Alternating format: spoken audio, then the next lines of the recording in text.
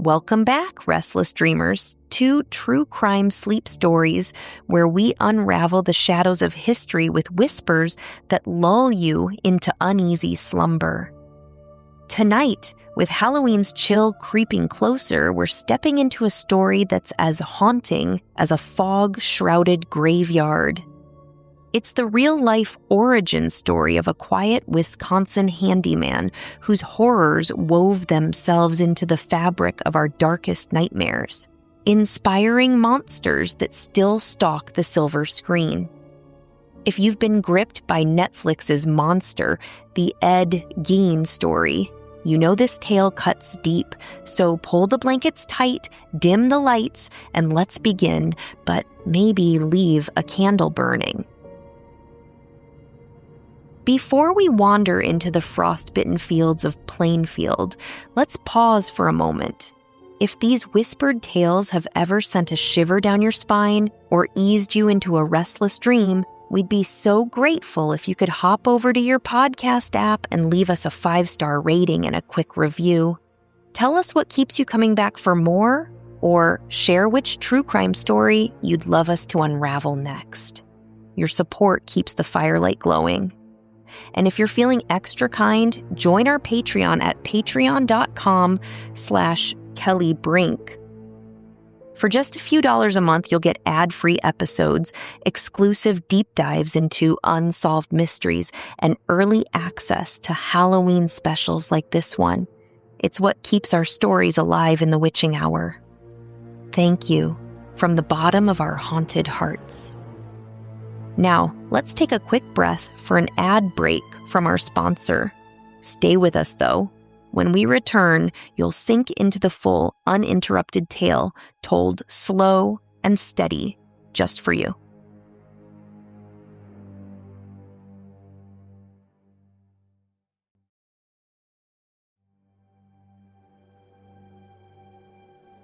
Welcome back to True Crime Sleep Stories.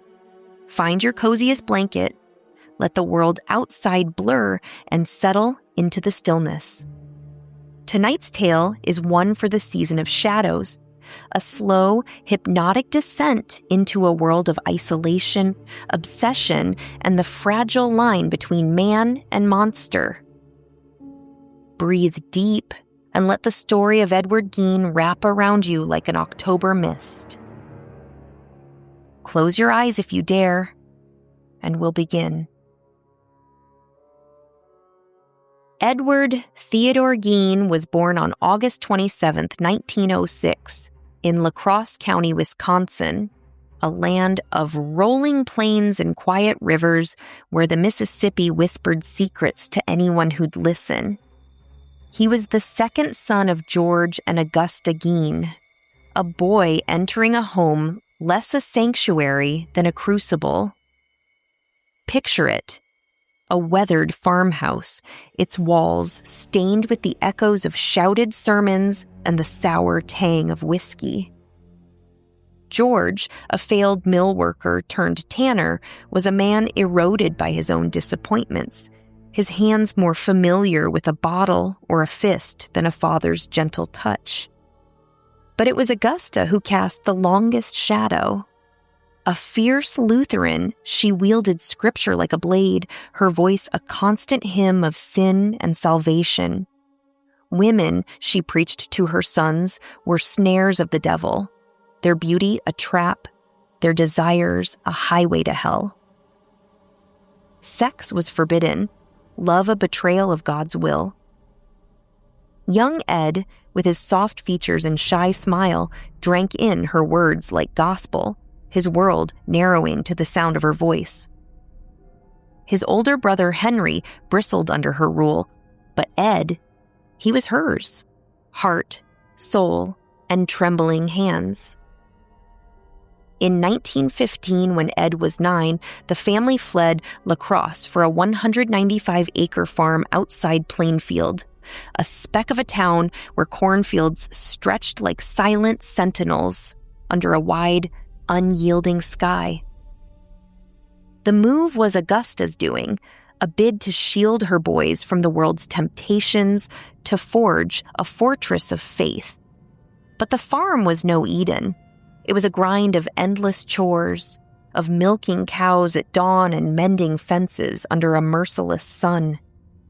George's drinking worsened, his rages a storm that battered the boys. Ed, small and awkward, found solace in Augusta's shadow, her approval the only warmth he knew. School was a fleeting escape. Ed was bright, but painfully shy, his classmates mocking his stutter and the way his eyes darted to the floor. By 8th grade, Augusta pulled him out, chaining him to the farm's rhythms.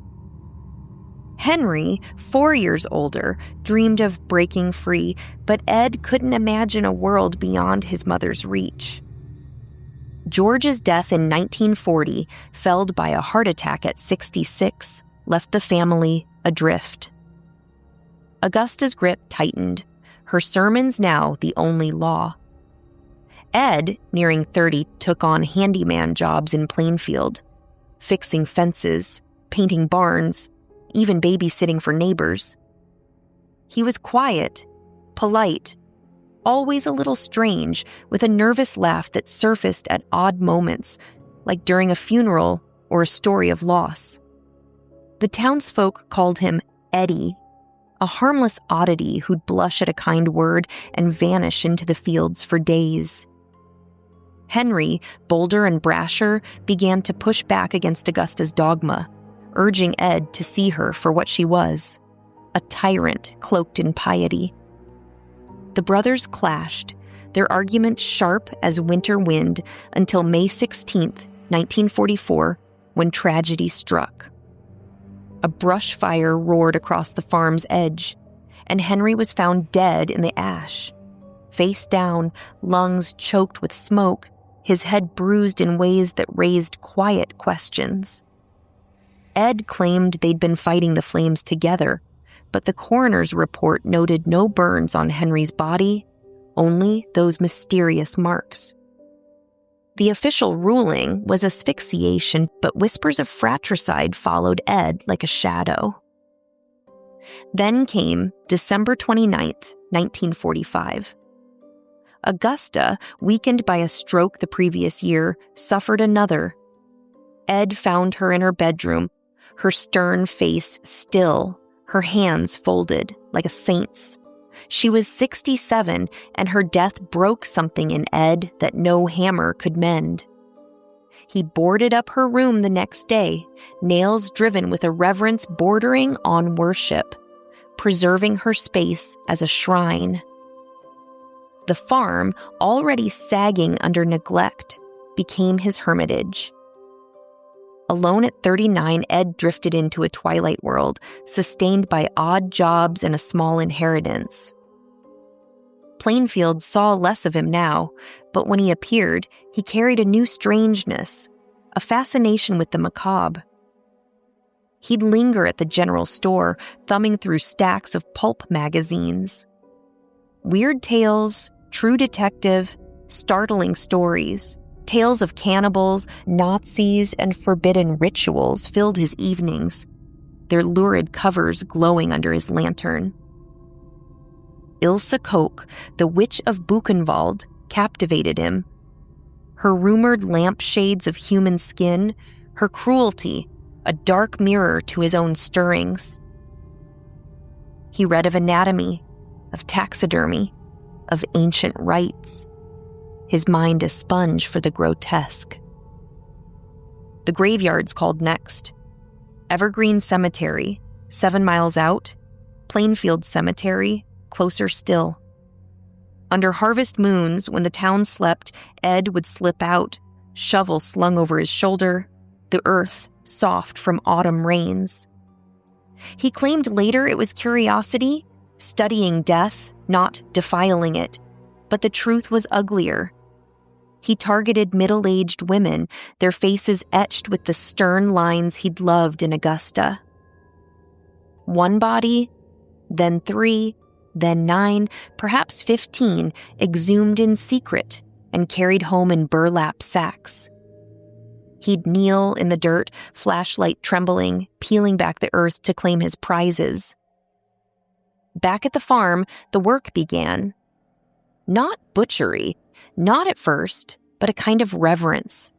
He'd dissect with care, preserving what he could, his hands steady as a surgeon's. Skulls became bowls, polished and practical, lining his shelves.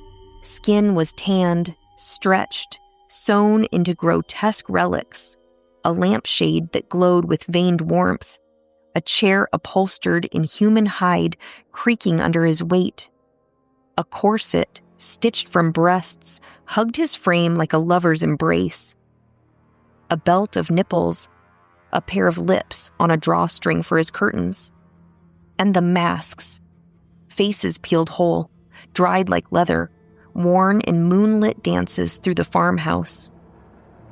He'd slip into them, into her, Augusta's voice echoing in his head as he swayed. A boy again, safe in her shadow. This wasn't rage, not entirely.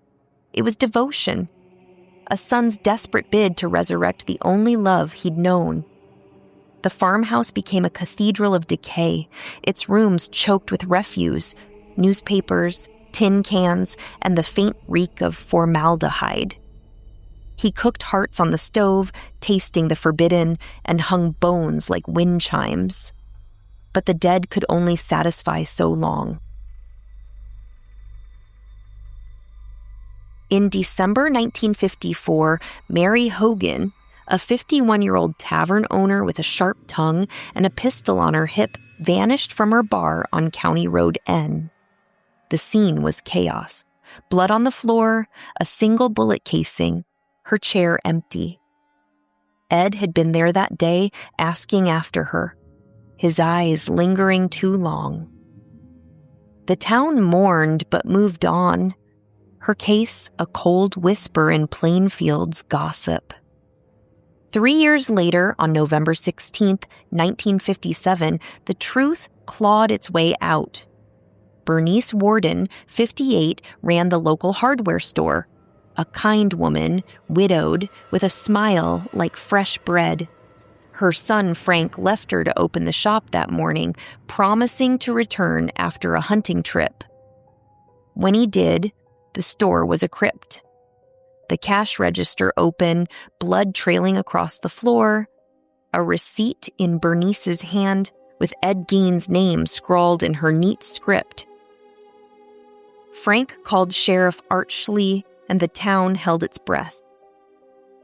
7 miles out, at the Gein farm, Ed sat on his porch, whittling a stick, calm as a Sunday morning.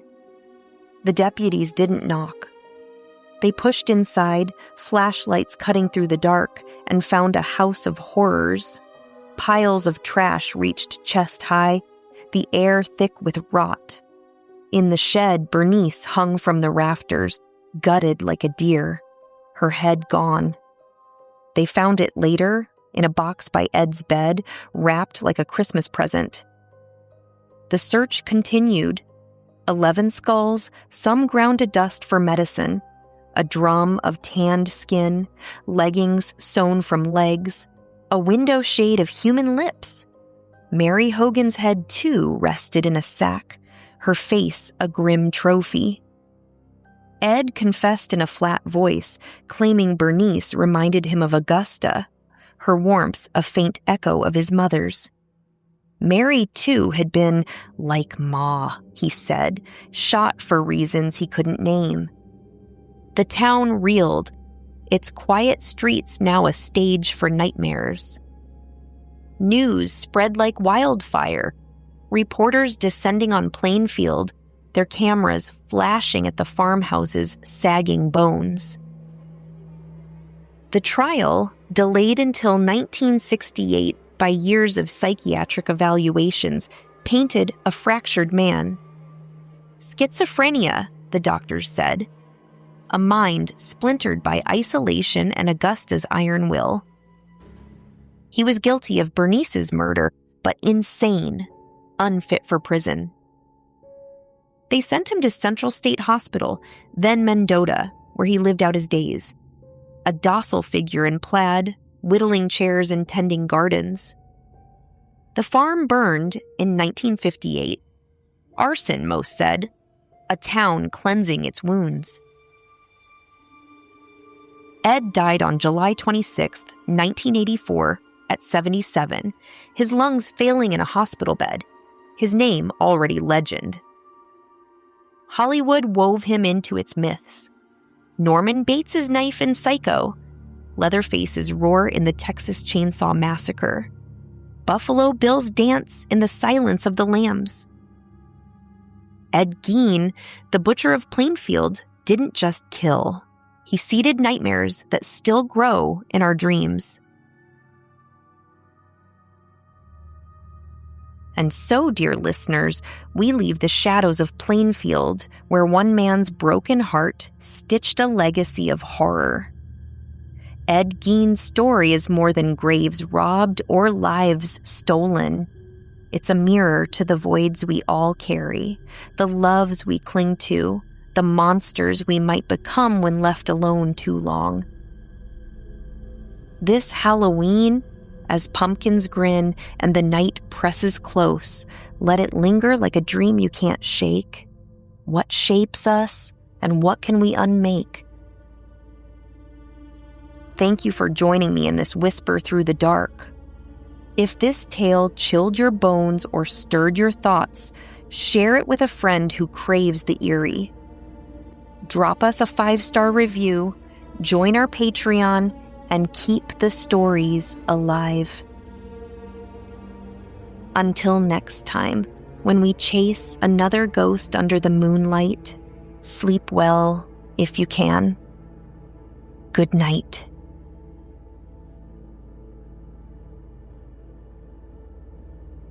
True Crime Sleep Stories is hosted and created by Kelly Brink, produced with the support of our dedicated team.